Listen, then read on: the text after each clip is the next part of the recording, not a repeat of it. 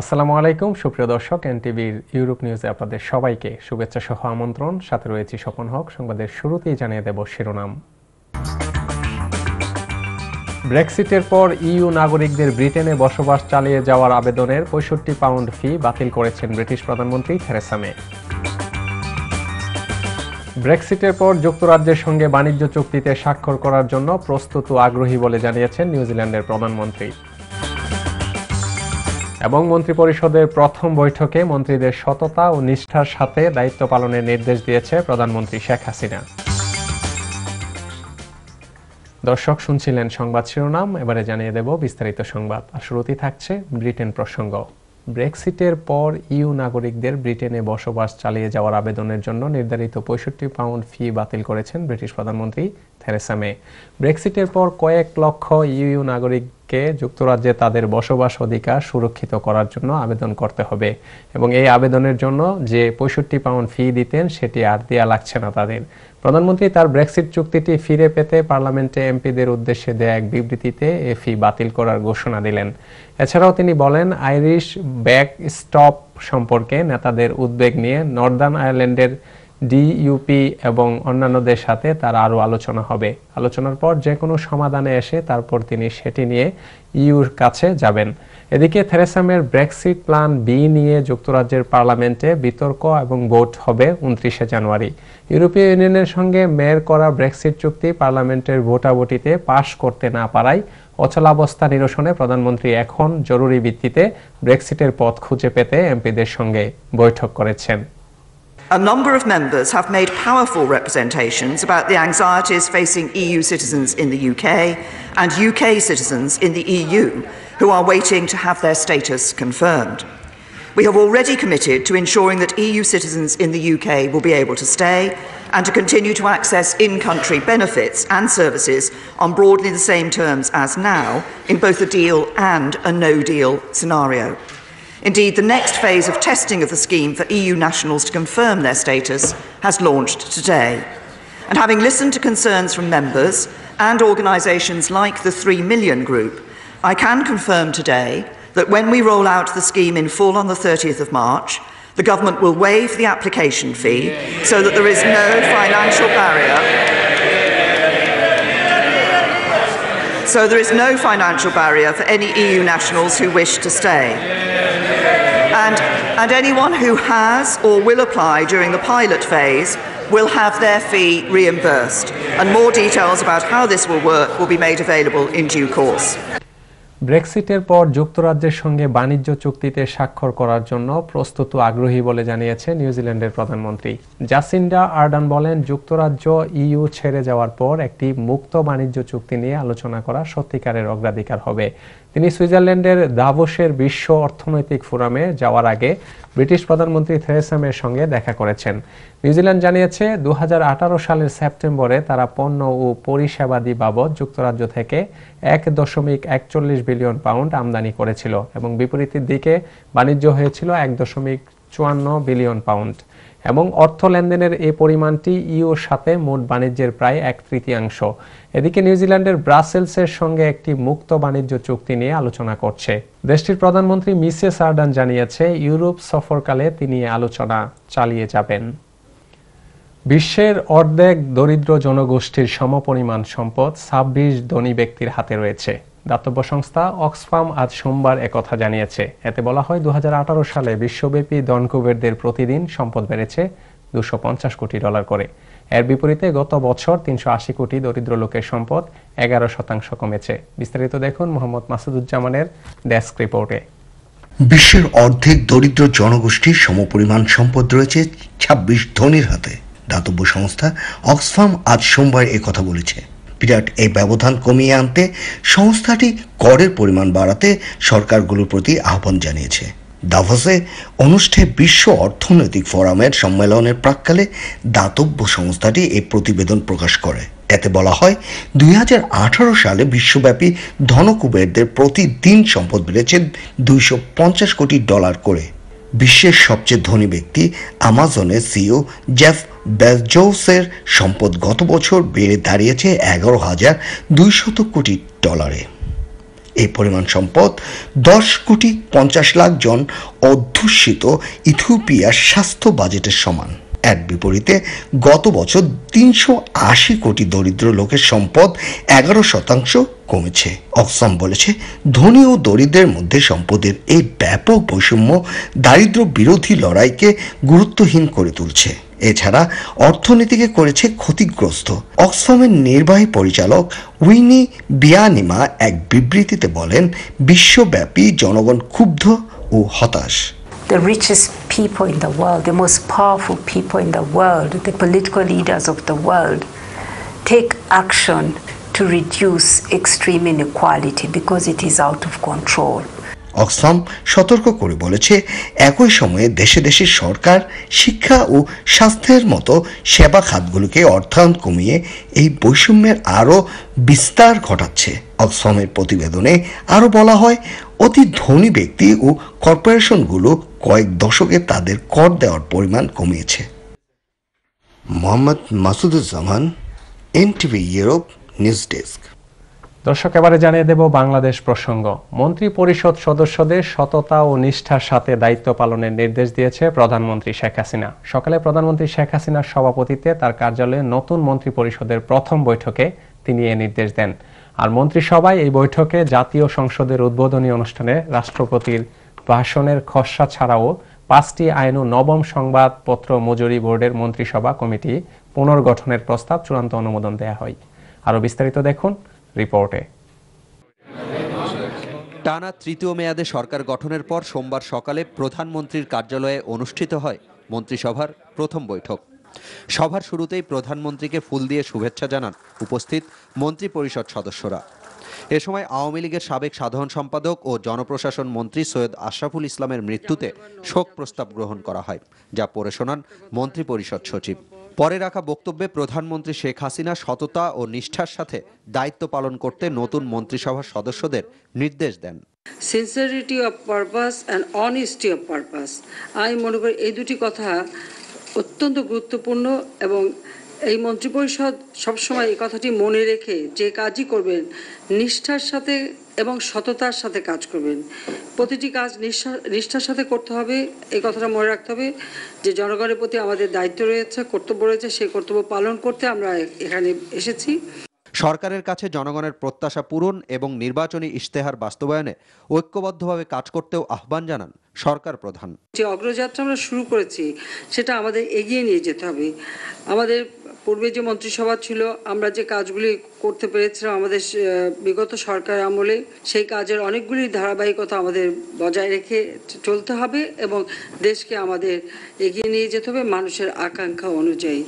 আর দুপুরে সচিবালয়ে আয়োজিত ব্রিফিংয়ে মন্ত্রী পরিষদ সচিব জানান, ইট প্রস্তুত ও ভাটা স্থাপন সংশোধন আইন, জাতীয় সমাজ কল্যাণ পরিষদ আইন, বাংলাদেশ শিল্প কারিগরি সহায়তা কেন্দ্র আইন, পার্বত্য চট্টগ্রামে ভূমি অধিগ্রহণ আইন এবং প্রতিবন্ধী ব্যক্তির অধিকার ও সুরক্ষা আইনের খসড়ার চূড়ান্ত অনুমোদন দিয়েছে মন্ত্রিসভা। এছাড়া জাতীয় সংসদের উদ্বোধনী অনুষ্ঠানে রাষ্ট্রপতি কর্তৃক প্রদত্ত ভাষণের খসড়ারও অনুমোদন দেওয়া হয়েছে এই সভায়। যে কোনো সরকার গঠনের পর প্রথম বৈঠকে মহামান্য রাষ্ট্রপতি ভাষণ দেন, সেটা মন্ত্রিসভা ফাইনালাইজ করে দেয় এবং আমাদের সহকর্মী সচিবদের কাছ থেকে যে তথ্য পেয়েছি তার আলোকে এই সংকলন তৈরি করেছি। ৭৫,০০০ শব্দ সম্বলিত, এটা এমনি পড়ে যাওয়া খুবই কঠিন, এই জন্য আমরা একটা সংক্ষিপ্ত ভাষণ তৈরি করি যেটার সাইজটা মোটামুটি ৬,০০০ শব্দের মধ্যে সীমিত। পাঠ করবেন, এইটাতে বড়টা টেবিলে দেওয়া থাকবে এবং আপনারা জানেন যে ছোটটা উনি পাঠ করবেন প্রায় ১ ঘন্টার। এছাড়া সড়ক পরিবহন ও সেতুমন্ত্রী ওবায়দুল কাদেরকে আহ্বায়ক করে 7 সদস্যের নবম সংবাদপত্র মজুরি বোর্ডের মন্ত্রিসভা কমিটি পুনর্গঠনের প্রস্তাবও এই সভায় অনুমোদন দেয়া হয়েছে বলে জানান মন্ত্রী পরিষদ সচিব। রোকন উদ্দিন, NTV নিউজ, ঢাকা। নির্দলীয় সরকারের অধীনে পুনর্নির্বাচন দিয়ে জনগণের সরকার প্রতিষ্ঠার দাবি জানিয়েছে বিএনপির মহাসচিব মির্জা ফখরুল ইসলাম আলমগীর। তিনি বলেন, 30শে ডিসেম্বর ভোট ডাকাতির কলঙ্কিত নির্বাচন দেশের মানুষ এবং ঐক্যফ্রন্ট প্রত্যাখ্যান করেছে। নির্বাচনী সহিংসতায় লালমনিরহাটে নিহত বিএনপি কর্মীর কবর জিয়ারত ও পরিবারকে সমবেদনা জানাতে গিয়ে সাংবাদিকদের এসব কথা বলেন বিএনপি মহাসচিব। আরও বিস্তারিত দেখুন রিপোর্টে। সোমবার দুপুরে লালমনিরহাট সদর উপজেলার রাজপুর ইউনিয়নের খলাইঘাট গ্রামে যান মির্জা ফখরুল ইসলাম সহ ঐক্যফ্রন্টের নেতা বঙ্গবীর কাদের সিদ্দিকী, আসম আব্দুর রব ও ডাক্তার জাফরুল্লাহ চৌধুরী। সেখানে নির্বাচনী সংঘর্ষে নিহত রাজপুর ইউনিয়ন বিএনপির পরিবার কল্যাণ বিষয়ক সম্পাদক তোজাম্মিলের কবর জিয়ারত করেন বিএনপি মহাসচিব সহ নেতৃবৃন্দ। এছাড়া নিহতের পরিবারের সাথে কথা বলেন এবং তাদের আর্থিক সহায়তা দেন ঐক্যফ্রন্ট নেতারা। এ সময় মির্জা ফখরুল সাংবাদিকদের বলেন, 30 ডিসেম্বর বাংলাদেশে ভোট ডাকাতির মাধ্যমে যে সরকার ও পার্লামেন্ট গঠিত হয়েছে তা সঠিক নয়। এই নির্বাচনের যে ফলাফল, সেই ফলাফলের ভিত্তিতে যে পার্লামেন্ট বলা হচ্ছে, সেই পার্লামেন্ট আসলে সঠিক পার্লামেন্ট নয় এবং যে সরকার গঠিত হচ্ছে সেই সরকারও সঠিক জনগণের প্রতিনিধিত্ব করে না। এছাড়া এই নির্বাচন বাতিল করে পুনরায় একটি নির্দলীয় সরকারের অধীনে নির্বাচন অনুষ্ঠানেরও দাবি জানান ফখরুল। যে আমরা এই ফলাফল প্রত্যাখ্যান করেছি, সুতরাং কোনো শপথ নেওয়ার প্রশ্ন ওঠে না। এই সরকারের অধীনে, এই নির্বাচনের কমিশনের অধীনে কোনো নির্বাচন আর মানুষের কাছে গ্রহণযোগ্য হবে না। এরপর বিএনপির রংপুর বিভাগীয় সাংগঠনিক সম্পাদক আসাদুল হাবিব তুলুর সভাপতিত্বে অনুষ্ঠিত এক প্রতিবাদ সমাবেশে বক্তব্য রাখেন বিএনপির মহাসচিব। NTV news desk. দর্শক, এবারে জানিয়ে দেব কমিউনিটি প্রসঙ্গ। বছর হয়ে গেল তবু ছোট ভাইয়ের খুনের বিচার পায়নি ইতালি প্রবাসী নাজিমুদ্দিন চৌধুরী। তিনি ইতালি সহ সারা বিশ্বের সকল প্রবাসীদের সহযোগিতা কামনা করেন এবং দ্রুত নৃশংস এই হত্যার বিচার দাবি করেন। বিস্তারিত জানাচ্ছে আমাদের ইতালি ব্যুরো প্রধান মনিরুজ্জামান মনির। ছোট ভাইয়ের খুনিদের দৃষ্টান্তমূলক শাস্তি দাবি করেছেন ইতালি প্রবাসী নাজিমুদ্দিন চৌধুরী। তার অভিযোগ, নিষিদ্ধ ইয়াবা তৈরির গোপন তথ্য প্রশাসনকে জানিয়ে দেয় আওয়ামী পরিবারের সন্তান হয়েও তার ভাইকে নৃশংসভাবে খুন হতে হয়েছে। ফেনীর দাগর ভূঁইয়ার পৌর স্বেচ্ছাসেবক লীগের সাংগঠনিক সম্পাদক নিহত ফখরুল উদ্দিন চৌধুরীর প্রথম মৃত্যুবার্ষিকী উপলক্ষে আলোচনা সভা ও দোয়া মাহফিলে নিহতের বড় ভাই নাজিম সুষ্ঠু বিচার দাবি করেন।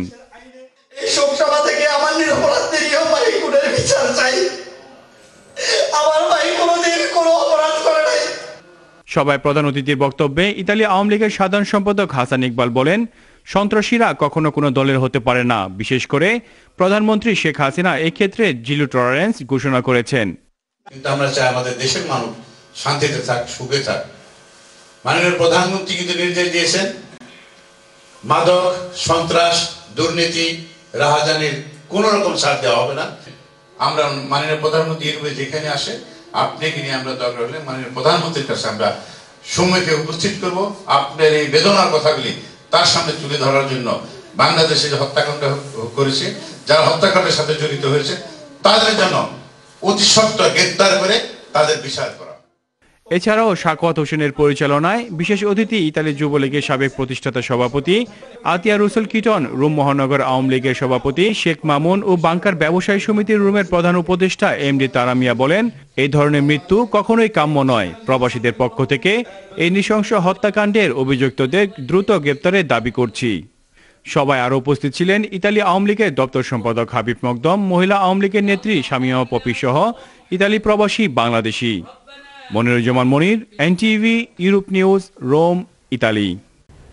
আলতাব আলী ফাউন্ডেশনের উদ্যোগে সৈয়দ আশরাফ স্মরণে এক নাগরিক স্মরণ সভা অনুষ্ঠিত হয়েছে। রবিবার পূর্ব লন্ডনের ব্রাডিয়ার সেন্টারে এই স্মরণ সভার আয়োজন করা হয়। আলতাব আলী ফাউন্ডেশনের চেয়ারম্যান নুরুদ্দিন আহমেদের সভাপতিত্বে ও সাধারণ সম্পাদক আনসার আহমেদ উল্লাহর পরিচালনায় অনুষ্ঠিত এই নাগরিক স্মরণ সভায় অন্যান্যদের মধ্যে বক্তব্য রাখেন হাউস অব লর্ডসের সদস্য পলা মঞ্জিলা উদ্দিন, টাওয়ার হ্যামলেটসের নির্বাহী মেয়র জন বেক্স, যুক্তরাজ্য আওয়ামী লীগের সভাপতি সুলতান মাহমুদ শরীফ, টাওয়ার হ্যামলেটস কাউন্সিলের সাবেক deputy leader Rajon Uddin Jalal, councillor Umesh Desai, Tower Hamlets কাউন্সিলের সাবেক লিডার হেলাল আব্বাস, সৈয়দ আশরাফের ভাই সৈয়দ মঞ্জুরুল ইসলাম, মেয়ে রিমা ইসলাম, নইমুদ্দিন রিয়াজ, জামাল খান সহ আর অনেকে। সবাই প্রধান অতিথি ব্রিটেনে বাংলাদেশের হাই কমিশনার সায়েদা মুনা তাসনিম সৈয়দ আশরাফ ইসলামের শূন্যস্থান পূরণে দেশে ফিরে কাজ করার আহ্বান জানান মেয়ে রিমা ইসলামের প্রতি। যুক্তরাজ্যে বসবাসরত ঢাকা বিশ্ববিদ্যালয়ের জগন্নাথ হলে সাবেক ছাত্রদের সংগঠন জগন্নাথ হল অ্যালমনাই অ্যাসোসিয়েশনের স্থায়ী অফিস উদ্বোধন করা হয়েছে। রবিবার পূর্ব লন্ডনের +2 এলাকার স্টিফেন্স রোডে এই অফিস উদ্বোধনের আয়োজন করা হয়। উদ্বোধনী সভায় সভাপতিত্ব করেন অজয় রায় এবং পরিচালনা করেন সাধারণ সম্পাদক বিধান গোস্বামী। সবাই প্রধান অতিথি হিসেবে উপস্থিত ছিলেন লন্ডনস্থ বাংলাদেশ হাইকমিশনের রাজনৈতিক মিনিস্টার ডক্টর শ্যামল চৌধুরী এবং বিশেষ অতিথি হিসেবে উপস্থিত ছিলেন ব্যারিস্টার আনিস রহমান ওভি। সবাই বক্তব্য রাখেন তপন পণ্ডিত, প্রশান্ত পুরকায়স্থ, গৌতম শাখা, প্রদীপ মজুমদার, নবারুণ দাস রিপন, গৌতম শিকদার, জ্যোতিময় বিশ্বাস, রতীন্দ্র গোস্বামী সহ আর অনেকে। সবাই সংগঠনের জন্য স্থায়ী অফিস প্রতিষ্ঠার জন্য সকলে সন্তোষ প্রকাশ করেন। সভা শেষে এক মনোজ্ঞ সাংস্কৃতিক অনুষ্ঠানে স্থানীয় শিল্পীরা সঙ্গীত পরিবেশন করেন। সিলেটে লন্ডন প্রবাসী বিশিষ্ট ব্যবসায়ী, সমাজসেবী ও শিক্ষানুরাগী আলতাব মিয়া সায়েদকে সংবর্ধনা প্রদান করা হয়েছে। সন্ধ্যায় হযরত শাহজালাল রাদিয়াল্লাহু আনহুর দরগা এলাকার একটি হোটেলে জগন্নাথপুরের পূর্ব জালালপুর সমাজ কল্যাণ সংস্থার পক্ষ থেকে এই সংবর্ধনা প্রদান করা হয়। সবাই সংগঠনের সভাপতি সোহাগ আহমেদের সভাপতিত্বে ও সাধারণ সম্পাদক মোহাম্মদ রুমান আলীর পরিচালনায় বিশেষ অতিথির বক্তব্য রাখেন বিশিষ্ট ব্যবসায়ী মাহমুদুল হাসান কুরেশি ও মাওলানা বাহাউদ্দিন। অন্যান্যদের মধ্যে বক্তব্য রাখেন সংবর্ধিত অতিথি আলতাব মিয়া সায়েদের কন্যা রুকসানা সুলতানা ও তাহুরা সুলতানা এবং ছেলে সুয়েব আহমেদ। এ সময় বক্তারা বলেন, আলতাব মিয়া সায়েদ প্রবাসে থেকেও এলাকার মানুষের সেবায় নিবেদিত হিসেবে কাজ করে যাচ্ছেন। তিনি শিক্ষা ও সমাজ সেবায় অনন্য অবদান রেখেছেন। আগামীতেও তার এ ধরনের সেবামূলক কর্মকাণ্ড অব্যাহত থাকবে এমনটা আশাবাদ ব্যক্ত করেন বক্তারা। সংবর্ধিত অতিথির বক্তব্যে আলতাব মিয়া সায়েদ বলেন, প্রবাসীরা সার্বক্ষণিক দেশ ও মানুষের উন্নয়ন, শান্তি প্রত্যাশা করেন। বিভিন্ন সামাজিক কর্মকাণ্ডে নিজেদের নিয়োজিত রাখেন। দেশে বিদেশে থাকা সকলকেই একসাথে কাজ করে দেশকে এগিয়ে নেওয়ার আহ্বান জানান তিনি। অস্ট্রেলিয়া গ্রিফিথ ইউনিভার্সিটির সিনিয়র লেকচারার ও ক্যান্সার শনাক্তকরণ যন্ত্রের উদ্ভাবক সুনামগঞ্জের ধর্মপাশার সন্তান ডক্টর মোহাম্মদ জহিরুল আলম সিদ্দিকী শামীমের সাথে সুনামগঞ্জের সুধীজনদের অংশগ্রহণে আড্ডা শীর্ষক সুধীজন সমাবেশ অনুষ্ঠিত হয়েছে। রবিবার সন্ধ্যায় শহরের শহীদ মুক্তিযোদ্ধা জগৎ জ্যোতি পাবলিক লাইব্রেরিতে সুধীজন, শিক্ষক, শিক্ষার্থী, সাংবাদিক, আইনজীবী, সংস্কৃতি কর্মী সহ বিভিন্ন পেশার লোকজন উপস্থিতিতে এ সুধীজন সমাবেশ অনুষ্ঠিত হয়। শহীদ মুক্তিযোদ্ধা জগৎ জ্যোতি পাবলিক লাইব্রেরির সভাপতি ও জেলা প্রশাসক মোহাম্মদ আব্দুল আহাদের সভাপতিত্বে ও সাধারণ সম্পাদক অ্যাডভোকেট সালেহ আহমেদের সঞ্চালনায় অনুষ্ঠিত আড্ডায় বিজ্ঞানী ডক্টর জহিরুল আলম সিদ্দিকী শামীমের ক্যান্সার গবেষণা সহ নানা বিষয়ে কথা বলেন। তিনি উপস্থিত সুধীজনদের নানা বিষয়ে করা প্রশ্নের উত্তর দেন। অনুষ্ঠানে বক্তব্য রাখেন মুক্তিযোদ্ধা বজলুল মজিদ চৌধুরী খসরু, মুক্তিযোদ্ধা আবু সুফিয়ান, কবি ইকবাল কাগজি, অবসরপ্রাপ্ত সহকারী অধ্যাপক ও বিজ্ঞানী জহিরুল ইসলামের শিক্ষক চিত্তরঞ্জন তালুকদার, গবেষক সজল কান্তি সরকার সহ আর অনেকে। এ সময় বিজ্ঞানী ডক্টর জহিরুল আলম সিদ্দিকী শামীম বলেন, যে মানুষ দেশকে ভালোবাসে না সে অন্যায় কাজ করবেই, তাই আমাদেরকে মানবিক মানুষ হতে হবে। দর্শক, সংবাদ শেষ করব, তবে শিরোনামগুলো জানিয়ে দিচ্ছি আবারও। ব্রেক্সিটের পর ইইউ নাগরিকদের ব্রিটেনে বসবাস চালিয়ে যাওয়ার আবেদনের ৬৫ পাউন্ড ফি বাতিল করেছেন ব্রিটিশ প্রধানমন্ত্রী থেরেসা মে। ব্রেক্সিটের পর যুক্তরাজ্যের সঙ্গে বাণিজ্য চুক্তিতে স্বাক্ষর করার জন্য প্রস্তুত ও আগ্রহী বলে জানিয়েছেন নিউজিল্যান্ডের প্রধানমন্ত্রী। এবং মন্ত্রিপরিষদের প্রথম বৈঠকে মন্ত্রীদের সততা ও নিষ্ঠার সাথে দায়িত্ব পালনের নির্দেশ দিয়েছে প্রধানমন্ত্রী শেখ হাসিনা। দর্শক, এ ছিল আমাদের হাতে থাকা এনটিভির ইউরোপ নিউজের সর্বশেষ আয়োজন। এ খবরের ভিডিও সহ আপডেট জানতে ভিজিট করুন www.europntv.com। এতক্ষণ সাথে থাকার জন্য সবাইকে ধন্যবাদ। আল্লাহ হাফেজ।